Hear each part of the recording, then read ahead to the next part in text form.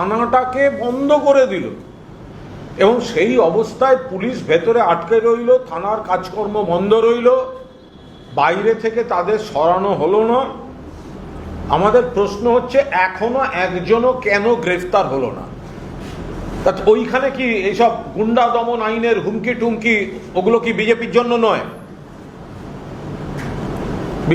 যাদবপুর বিশ্ববিদ্যালয়ের ভেতরে ঢুকে হামলা করলে সেটা গুন্ডামি নয়।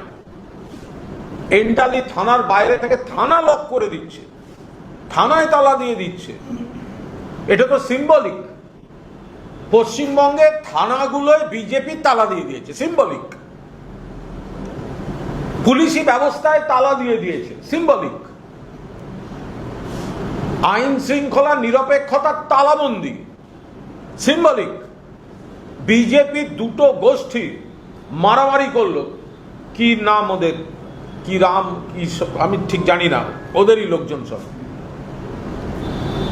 কেন এখনো অ্যারেস্ট হচ্ছে না?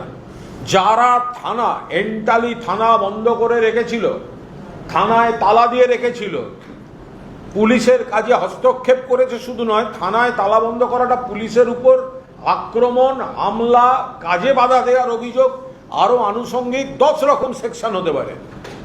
কেন একজনও অ্যারেস্ট হয়নি? বিশ্ববিদ্যালয়, যাদবপুর বিশ্ববিদ্যালয়ে গিয়ে মাঝরাত্রে গুন্ডামি করছে, তার বেলা গুন্ডা দমন আইন, এসব বড় বড় কথা আমরা শুনতে পাই না বিজেপি নেতাদের মুখ থেকে। এন্টালি থানায় তালা দিয়ে দিল, নজিরবিহীন, পশ্চিমবঙ্গের নজিরবিহীন ঘটনা। এর আগে পুলিশের নানা ভূমিকা নিয়ে বিরোধী দল নানা সমালোচনা করেছে, কিন্তু এটা দেখেছেন কখনো যে শাসক দলের গোষ্ঠীবাজিতে থানায় তালা দিয়ে দেওয়া হয়েছে এবং শাসক দল বলে তারা পার পেয়ে যাচ্ছে? কেন তাদের অ্যারেস্ট করা হচ্ছে না? কেন পুলিশ বেরিয়েছে সেই তালা, কোন সাহসে তারা তালা দেয়? কেন পুলিশ অ্যাকশন নেয়নি? এখনো কেন তারা ঘুরে বেড়াচ্ছে? যারা, ওই তো কটা লোক যারা থানায়, এন্টালি থানা তালা দিয়ে বন্ধ করে রাস্তা আটকে বসেছিল, পুলিশ কেন তাদের ক্ষেত্রে নিষ্ক্রিয়? মাননীয় পুলিশ মন্ত্রী, আপনার থানা আপনার পার্টির লোক তালা দিয়ে যাচ্ছে, আপনি বসে বসে দেখছেন। আবার আপনি বিভিন্ন সভায় পুলিশ, আইন শৃঙ্খলা এসব নিয়ে কথা বলছেন। আপনার হুঙ্কার হুমকি শুধু কি তৃণমূল কংগ্রেস, মমতা বন্দ্যোপাধ্যায় সৈনিকদের উপর? আমরা অবিলম্বে এন্টালি থানা এবং যাদবপুর বিশ্ববিদ্যালয় রাত্রে যারা হামলা করেছে তাদের প্রত্যেককে, যারা উস্কানি দিয়েছে তাদের প্রত্যেককে, এই একটা দুটো লোককে ধরে এনে বললাম আমি অ্যারেস্টেড, ওসব নয়, যারা স্টেটমেন্ট দিয়ে বলেছে হামলা চলবে, রাতভর হামলা চলবে, যারা লোককে উস্কেছে, যাদবপুর বিশ্ববিদ্যালয়ে যারা হামলা করেছে আর এন্টালি থানায় যারা তালা বন্ধ করেছে, তাদের প্রত্যেককে এবং তাদের মাথাদের অবিলম্বে অ্যারেস্ট করতে হবে। যাদবপুরের উনি তো বিধায়ক, উনি যাদবপুরের বিধায়ক, কিন্তু যাদবপুর বিশ্ববিদ্যালয়টা তো যাদবপুরের বিধায়কের কনস্টিটিউয়েন্সিতে পড়ে না। মুখ থেকে নানা ধরনের প্ররোচনামূলক কথা শোনা গেছে, আপনারাও দেখিয়েছেন, সংবাদ মাধ্যমও দেখিয়েছেন। ফলে যে বা যারা হামলা করেছে রাতে ঢুকে, যারা পৃষ্ঠপোষকতা করেছে, যারা উস্কানি দিয়েছে, যারা মাথা, তাদের অ্যারেস্ট করতে হবে। যাদবপুর বিশ্ববিদ্যালয়ের উপাচার্য ঘটনার 37 ঘন্টা পরে আজকে অভিযোগ দায়ের করেছে এবং সেখানে যাদবপুরে যে প্রতীক চিহ্ন থেকে ফেলা হয়েছে সে অভিযোগ করতে সেটাও লেখা রয়েছে।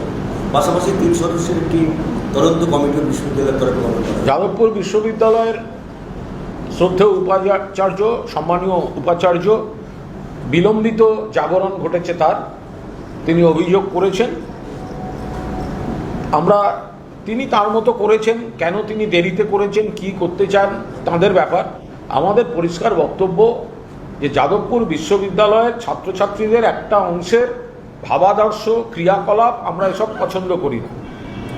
বাবুল সুপ্রিয়র উপর হামলা, প্রাপ্ত বসুর উপর ও নিগ্রহ, ছাত্রের মৃত্যু, রহস্য মৃত্যু, এসব তীব্র নিন্দনীয়। কিন্তু তা বলে বাইরের গুন্ডা গিয়ে ভেতরে হামলা করবে, আগুন জ্বালাবে, এটা হতে পারে না।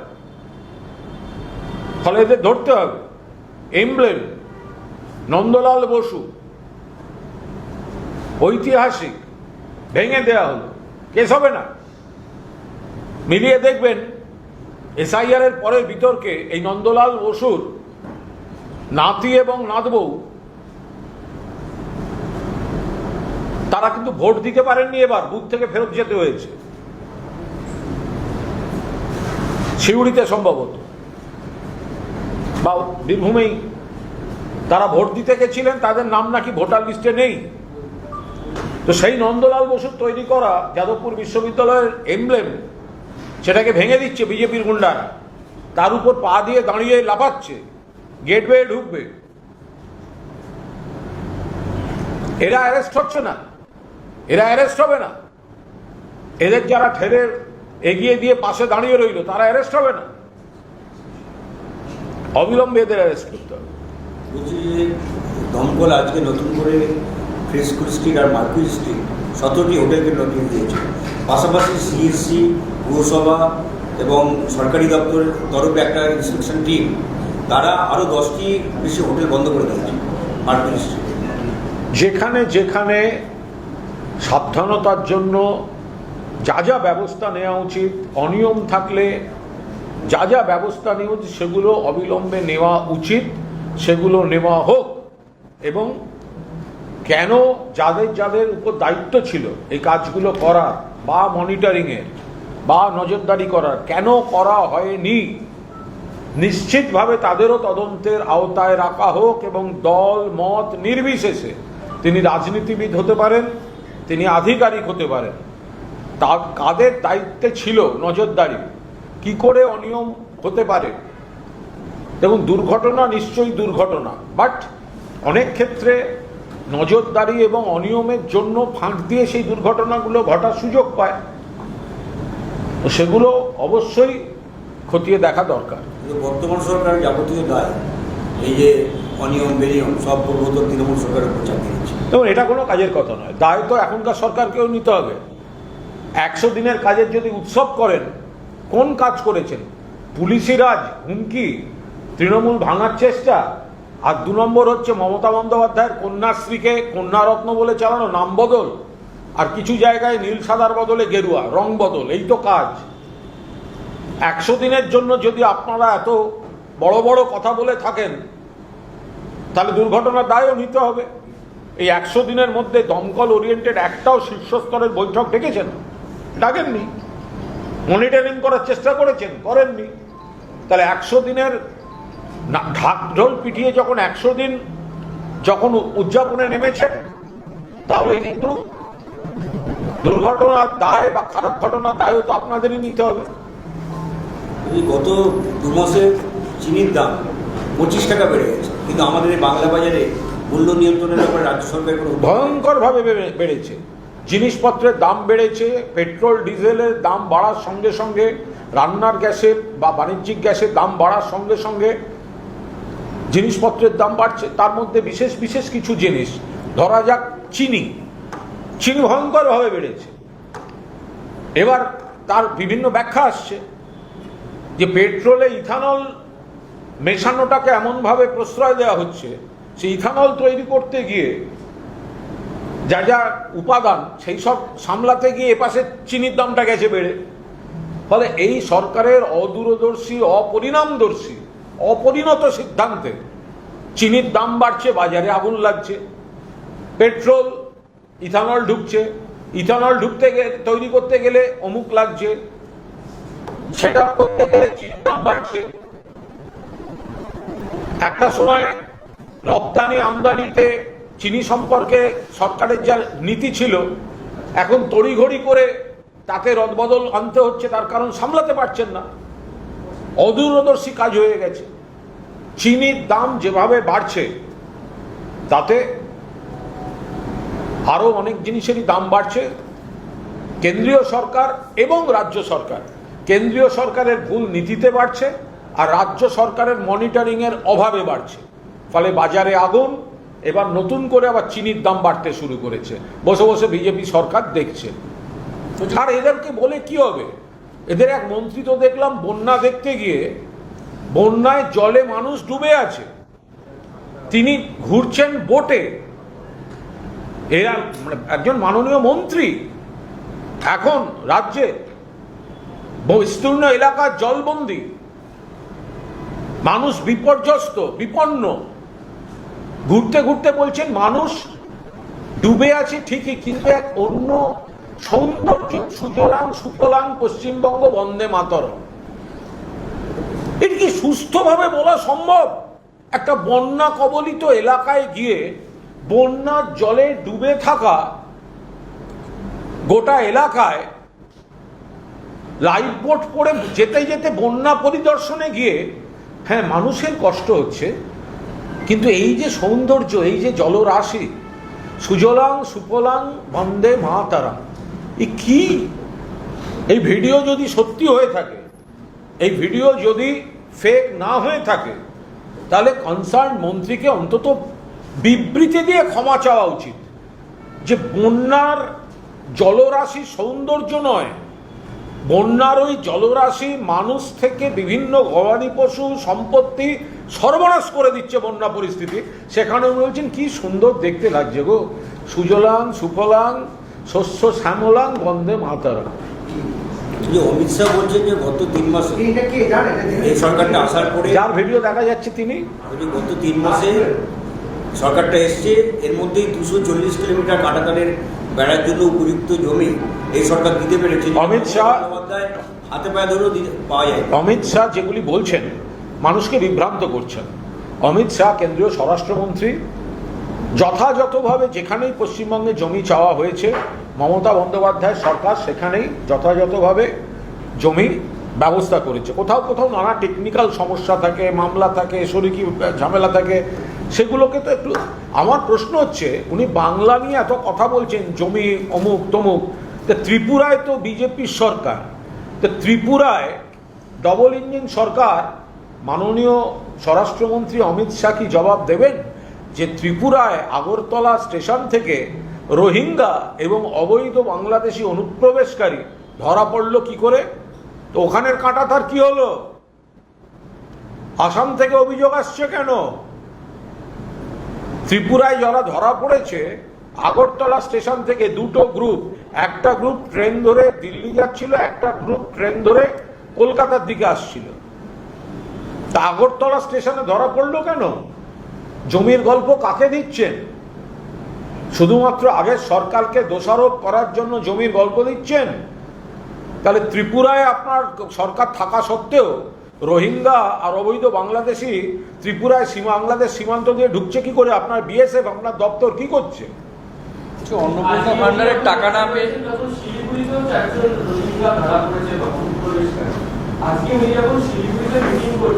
এটা তো পুরোটাই বিএসএফ এর। অমিত শাহ সীমান্ত বিএসএফ, আগে বিএসএফ এর সীমান্ত রেখা থেকে 15 কিলোমিটার বিএসএফ এর এখতিয়ারভুক্ত ছিল। জোর করে বিজেপি আইন সংশোধন করে সীমান্ত রেখা থেকে 15 কিলোমিটার বাড়িয়ে 50 কিলোমিটার অবধি বিএসএফ এর আওতায় এনেছে। এখন তো অন্য গল্প ফাঁদলে হবে না। আপনারা তো এতখানি এরিয়া নিয়ে আপনারা আপনাদের নজরদারি চালাচ্ছেন, আপনারা তো পার্লামেন্টে আইন পাস করিয়ে আনলেন, তাহলে এখন কেন আপনি অন্য গল্প করছেন? ত্রিপুরায় ধরা পড়ছে ডবল ইঞ্জিন সরকারের ইয়েতে, পশ্চিমবঙ্গেও যেখানে হচ্ছে, আপনার বিএসএফ সেই জায়গাটা কি করছে? যদি কোথাও কাঁটাতার দেওয়া এখনো বাকি, তো তাহলে সেখানে বিএসএফ কি করছে? অন্নপূর্ণা ভান্ডারের টাকা না পেয়ে আজকে বেশ কিছু জায়গায় মহিলারা রেল অবরোধ করেছেন, রাস্তা অবরোধ করেছেন। দেখুন, অন্নপূর্ণা ভান্ডার নিয়ে একটা চূড়ান্ত হয়রানি, বিভ্রান্তি মানুষের উপর চাপিয়ে দিয়েছে এই বিজেপি সরকার। আজকে বিভিন্ন জায়গা থেকে মহিলাদের উদ্বেগ, বিরক্তি, বিক্ষোভের খবর আসছে। কলকাতার বুকে কোনো বড় কমিটির অফিসে শুনেছি হয়েছে, উত্তরবঙ্গে কোনো অফিসে হয়েছে, বিরাটিতে ট্রেন অবরোধ হয়েছে। এই যে মানুষকে বলা হয়েছে, যে বারবার আমরা দেখেছি যে যেখানে আর ভোটের আগে বলা হয়েছে যারা লক্ষ্মীর ভাণ্ডার পেতেন তারা সবাই এবার ৩,০০০ টাকা করে অন্নপূর্ণা ভাণ্ডার পাবেন, অন্নপূর্ণা যোজনায় সবাই ৩,০০০ টাকা করে পাবেন। তখন তো কোনো বাদ বা শর্ত এগুলো বলা হয়নি। এখন এটা কি হচ্ছে? ভোটের আগে বলা হয়েছিল যারাই লক্ষ্মীর ভাণ্ডার পান তারাই অন্নপূর্ণা ভাণ্ডার পাবেন এবং ৩,০০০ টাকা করে পাবেন।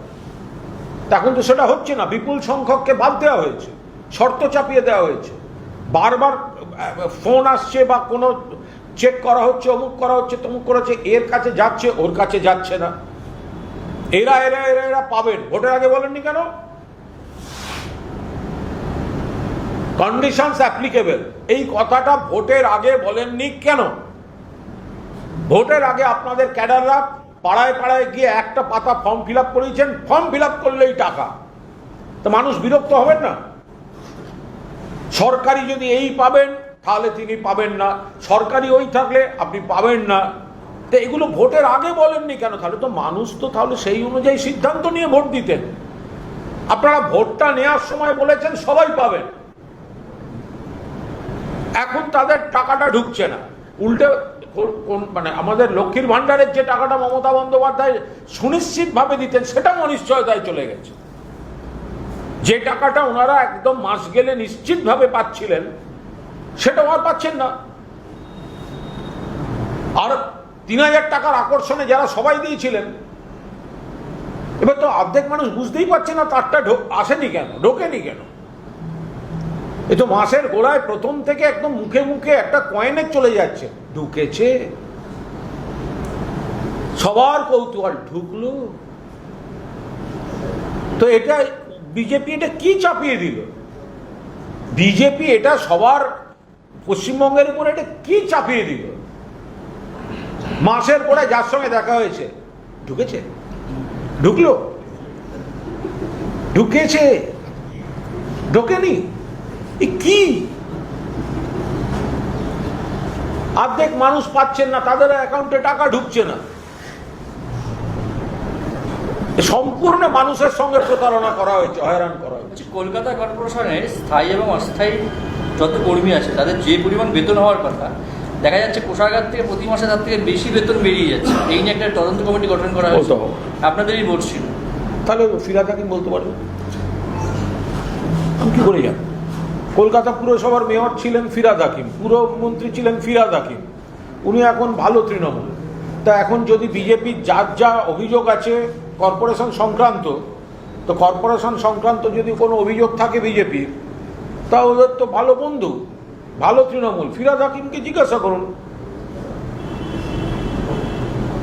কর্পোরেশনের ডিটেল তো আমাদের পক্ষে বলা সম্ভব না। বলছি, ভোটের আগে আরাবুল ইসলাম তৃণমূল ছেড়ে বহিষ্কৃত ছিলেন, আইএসএফ এ যোগ দিয়েছিলেন, তিনি এখন আবার আইএসএফ ছেড়ে দিলেন, উচ্চ অভিযোগ বলতে পারবো না, একদম বলতে পারবো না। আমরা মানে আইএসএফ এর সঙ্গে আমাদের নীতিগত মতপার্থক্য আছে, রাজনীতিগত মতপার্থক্য আছে, ওদের সব অদ্ভুত অদ্ভুত জোট সঙ্গে নিয়ে চলে, এগুলো আছে।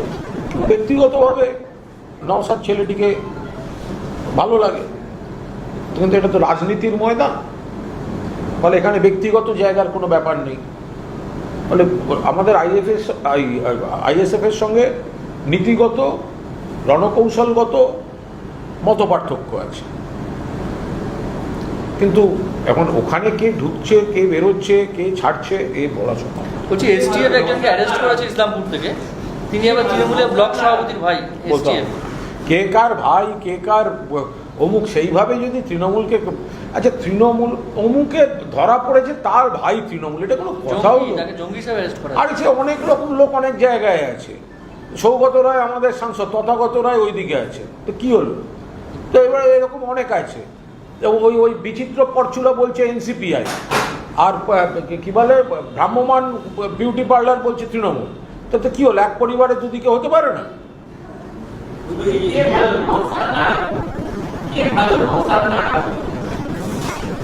না, বিষয় নয়, কিন্তু আরাবুল ইসলাম তৃণমূল কংগ্রেসের অত্যন্ত কঠিন দিনের সৈনিক ছিলেন। 2006টায় সিপিএমের সঙ্গে যে লড়া, সেটা আরাবুল ইসলামের লড়াইকে, এবার তাকে নিয়ে 10টা বিতর্ক থাকতে পারে, অভিযোগ থাকতে পারে, আমি তার মধ্যে ঢুকছি না, কিন্তু আরাবুল ইসলাম নিশ্চিতভাবে তৃণমূল কংগ্রেসের খুব অত্যন্ত একটা সময়ের খুব ভালো সৈনিক ছিলেন, তারপর নানা সমস্যা ইত্যাদি। আর নওশাদ আজকে যে বিভিন্ন দল রয়েছে তাদের সঙ্গে আমাদের মতে মেলে না, তাদের নীতি আলাদা, আমাদের নীতি আলাদা, কিন্তু ইয়াং ছেলে, একটা ফ্রেশ ছেলে, ভালো লাগে। আমি নেই আর কি, শীর্ষ নেতৃত্ব মমতা বন্দ্যোপাধ্যায় যা চূড়ান্ত করবেন সেটা, কাউকে দলে নেয়া বা কাউকে দল থেকে বহিষ্কার করা এটার তো কোনো এখতিয়ার আমাদের নেই। ফলে যদি কেউ আসতে চান বা কোনো পরিস্থিতি হয়, চূড়ান্ত সিদ্ধান্ত তো নেতৃত্ব।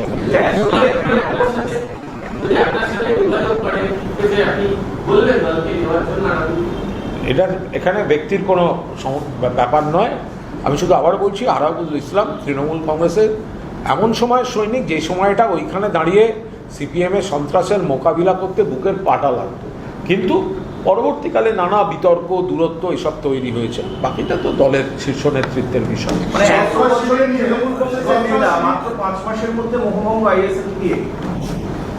আমি এটা বলতে পারবো, কারণ এটা মানে আইএসএফ সম্পর্কে আমার খুব বিস্তারিত ধারণা নেই। আমি শুধুমাত্র নওশাদকে দেখি, ইয়াং ছেলে, ফ্রেশ ছেলে, কথা বলতে ভালো লাগে, কিন্তু ওদের নীতি বা ওদের অবস্থান যা বুঝি সেটা আমাদের অনেক নীতির সঙ্গেই মেলে না। ওদের আরও স্পষ্ট অবস্থান নেওয়া উচিত এই বিজেপি নামক একটা ক্ষতিকারক রাজনৈতিক শক্তির বিরুদ্ধে। ফলে সেই সমস্ত জায়গায় ওরা এমন কিছু জোট সঙ্গে এমন কিছু করে ফেলে যাতে ঘুরে ফিরে হয়তো বিজেপির সুবিধা নিয়ে নেওয়ার চেষ্টা করে বিজেপি। অভিষেক বন্দ্যোপাধ্যায়ের বিরুদ্ধে 3টি অভিযোগ হচ্ছিল, একটি রবীন্দ্রনাথ থানায় আর দুটি হচ্ছে বিষ্ণুপুর থানায়। সেখানে বিচারপতি সৌগত ভট্টাচার্য অন্তর্বর্তী প্রধান দিয়েছেন 11 সেপ্টেম্বর পর্যন্ত, কিন্তু শর্ত অভিষেক বন্দ্যোপাধ্যায়কে শর্তপূর্ণভাবে সহযোগিতা করতে হবে। আমি একটা কথা বলছি, আমি সেবাশ্রয় নিয়ে আমি একটি শব্দও বলবো না, কারণ এই সেবাশ্রয়ে আমি জীবনে যাইনি, আমায় কেউ যেতেও বলেনি, আমার সঙ্গে দূর দূরান্তে কোনো সম্পর্ক নেই। আমি শুধু এইটুকু বলি, বিভিন্ন এমএলএ, এমপি তারা তাদের বা জনপ্রতিনিধি, কাউন্সিলর বা সাধারণ সাংগঠনিক নেতা, সমাজসেবী সংগঠন, অনেকেই তাদের কেন্দ্রে নানা ধরনের এই ধরনের স্বাস্থ্যকেন্দ্র বা স্বাস্থ্য শিবির, কেউ রক্তদান শিবির, কেউ বস্ত্রদান শিবির, মানুষকে পরিষেবা দেওয়ার নানা কাজ করেন। এবার অভিষেকের প্রভাব বেশি, ক্ষমতা বেশি, অনেক বেশি ইয়ে করেছে, অনেক বেশি বড় করে কিছু করেছে। আমি যাইনি, আমি দেখি নাই, বলতে পারবো। একদিন ওই সময় ওখান দিয়ে যাচ্ছিলাম, আমি 10 ফুট অন্তর গেট দেখেছি, কিন্তু তার বাইরে আমি শিবিরে কখনো যাইনি। তো এখন সেই জায়গায় দাঁড়িয়ে সেবাশ্রয় সম্পর্কে আমার কোনো মন্তব্য নেই, কিন্তু আমি এটুকু বলছি যে কোনো জনপ্রতিনিধি বা যে কোনো নেতা তার এলাকায় তার মানুষকে পরিষেবা দেওয়ার জন্য বিভিন্ন কর্মসূচি করে থাকেন। এখন কাউকে টার্গেট করে নিয়ে যদি একটা আক্রমণ বা কিছু হয়, সেটা নিশ্চয়ই তিনি, he is the best person to answer. কিছুক্ষণ আগে বিধানসভা চত্বরে আপনাকে গেরুয়া উত্তরীয় উপরে ঘোরাঘুরি করতে দেখা যাচ্ছে। না, আমি তো আপনি বিজেপি জয়েন করে গেলেন না। আমি সম্পূর্ণ একদম মানে নির্ভেজাল তৃণমূল। আমার নাম কুণাল কুমার ঘোষ, আমি বিধায়ক, এবং আমার নেত্রীর নাম মমতা বন্দ্যোপাধ্যায়। আমি বিধানসভায় এসে স্ট্যান্ডিং কমিটির মিটিং ছিল, তো আমি এসে তখন একটি ফোন এসেছিল, তো ভেতরে এই লবিটার একটু ভেতরে ঢুকলে আপনারা সবাই জানেন ফোনের একটু নেটওয়ার্ক ডিস্টার্ব হয়। তো আমি ওই ফোনে কথা বলছিলাম, সেই সময় ভেতরে থেকে কয়েকজন বেরোচ্ছিলেন, তারা বেরোয় এবং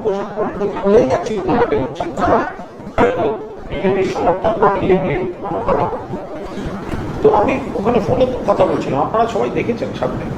তো তারা এগিয়ে এসে বলেন যে আপনাকে খুব ভালো লাগে, হয়তো আমরা আলাদা মতামতের, কিন্তু আপনার কথা শুনতে ভালো লাগে, আপনাকে ফেসবুকে বা ইউটিউবে আপনাকে আমরা ফলো করি, ভীষণ ভালো লাগে, একটা সঙ্গে ছবি তুলবো। তারপর বললেন আমরা সরাসরি বিজেপি নই, আমরা একটি সংগঠনের, আমাদের একটা উত্তরীয় আপনাকে পরিয়ে দিতে চাই। আমার অত ছুতমার্গ নেই যে আমাকে কেউ কোনো আমাকে আলিঙ্গন করলে বা আমার এটা কেউ পরিয়ে দিলে আমার জাত চলে যাবে, আমার এসব ছুতমার্গ নেই। তারা আমাকে দেখেন, এখন অন্য ভাবাদর্শের লোকেদের, কর্মীদের বা নেতাদেরও যদি আমার কথাবার্তা ভালো লাগে, সেটা তো আমি আমার কৃতিত্ব হিসেবে নিচ্ছি। আমি চাই আমার কথা সকলের ভালো লাগুক, এবং ওনারা ওনারা আমার সঙ্গে কোনো রাজনীতি করেননি, অত্যন্ত আন্তরিকভাবেই ওনারা কথা বলেন। কোন কোন জেলা থেকে এসছেন, কি জেলা থেকে এসছেন, বললেন যে আমরা আপনাদের উল্টো মতামতের, কিন্তু আমরা আপনাকে পছন্দ করি, ফলে তাদের সংগঠনের লোগোতে একটা উত্তরীয়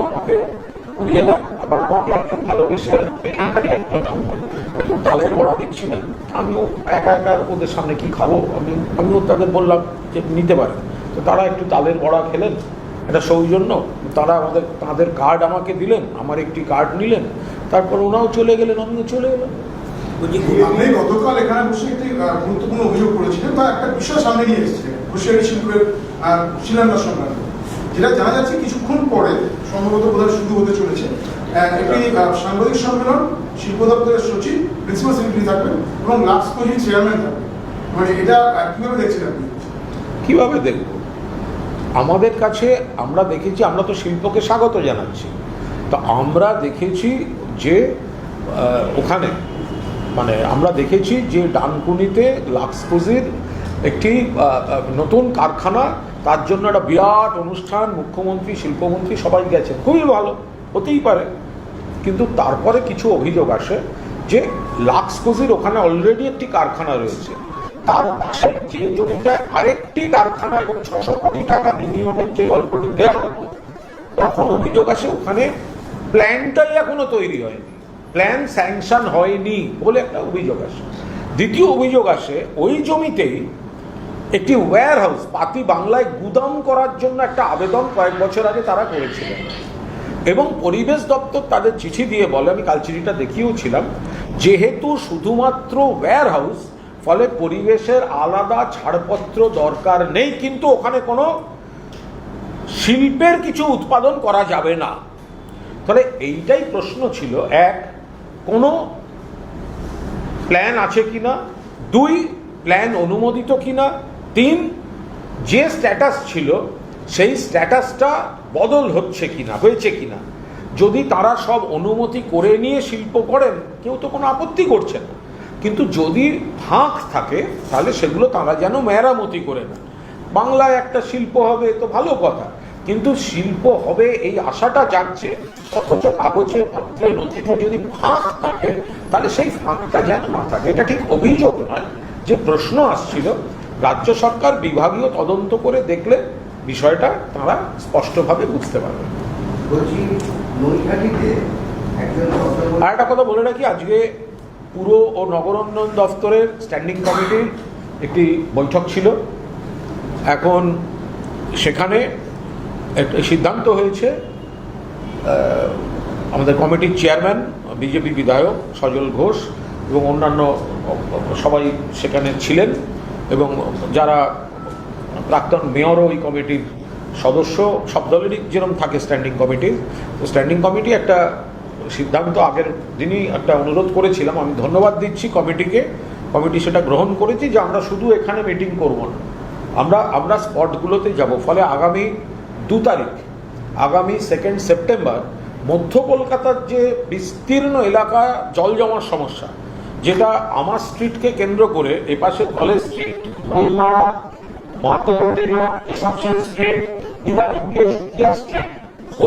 এমন একটা পরিস্থিতি তৈরি হচ্ছে যে ওপাশে গিয়ে মানে খালের ধারে যাওয়ার মাঝখানে রাস্তাগুলোকেও ডিস্টার্ব করে দিচ্ছে।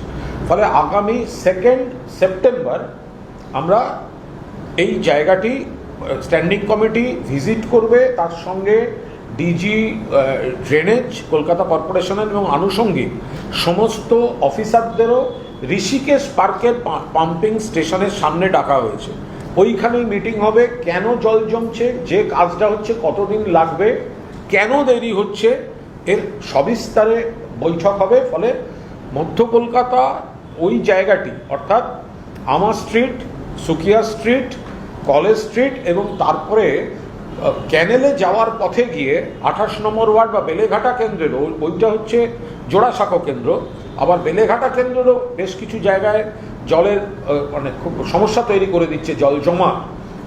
এটার জন্য বিধানসভা স্ট্যান্ডিং কমিটি অনুরোধ করেছে, তারা যে সমস্ত আধিকারিকদের নিয়ে কারণ আমাদের দরকার শুধু ওপরের আধিকারিক থাকলে চলবে না, যারা ওইখানে কাজ করছেন, মানে মিটিং করার সময় এমন বড় পোস্টের লোক এলেন তিনি বলবেন আমি ঠিক বলতে পারবো না, ওটা তো ওরা দেখে, ওইভাবে হবে না।